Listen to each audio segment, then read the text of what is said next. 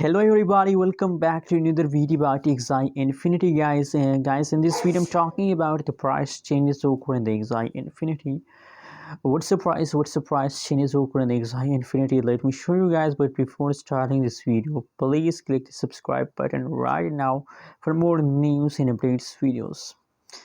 Guys, the current live price changes occur in the AXS Infinity in the market is going wrong due to the last half month, because in the last half month a lot of coin changes is going negative. Just look here, if you look the price of the which in 71.23 cent, 71.23 cent is the current price of the AXS in the market, guys.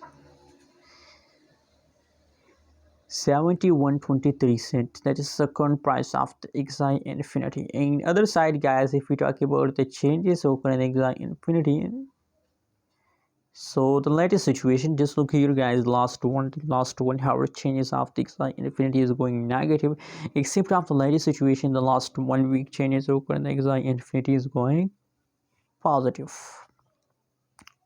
Let me show you the price chart. You can see, you guys, that the last 3 days. Now, guys, in these days I found a lot of coin. I checked a lot of coin price chart, price prediction. So totally I found a lot of coin is going negative due to the last of August, and at the last of August the price decrease.